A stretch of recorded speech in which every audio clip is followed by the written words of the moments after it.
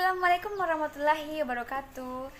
Perkenalkan, nama Ananda Putri Ardianti dengan NIM 1914040041 dari Tadris Matematika B, Fakultas Tarbiyah dan Keguruan, Universitas Islam Negeri Imam Bonjol Padang. Pada kesempatan ini Ananda akan menjelaskan mengenai hadis tentang pendidikan ibadah dari mata kuliah Hadis Tarbawi. Nah, sebelum Ananda menjelaskan mengenai hadis tentang pendidikan ibadah, Ananda akan memberikan pengertian apa itu pendidikan ibadah.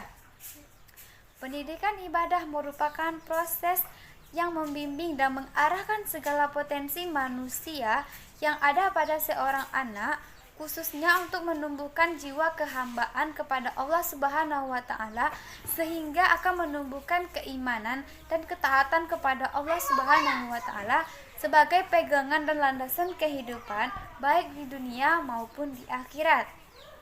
Ingatlah, pendidikan ibadah sangatlah penting bagi kita seorang muslim, seperti pendidikan untuk melaksanakan sholat ialah yang utama bagi agama kita.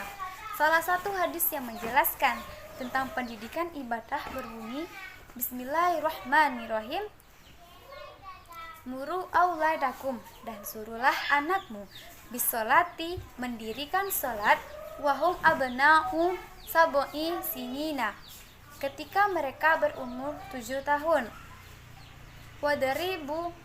wadaribuhum alaiha, dan pukullah mereka karena meninggalkannya, wahum ibna'u asrin, ketika mereka berumur 10 tahun, wafarriku bainahum fil madoji'i, dan pada saat itu pisahkanlah tempat tidur mereka. Hadis riwayat Abu Daud dan Bukhari, Umar radhiyallahu anhu, 2012, halaman 63.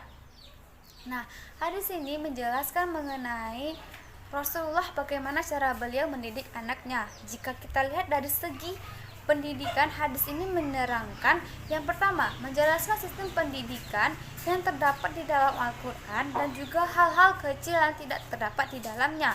Yang kedua, menyimpulkan metode pendidikan Islam pada masa Rasulullah SAW dan sahabatnya, serta perlakuan beliau kepada anaknya untuk menumbuhkan keimanan dan ketakwaan di jiwa anaknya untuk senantiasa taat kepada Allah Subhanahu wa Ta'ala.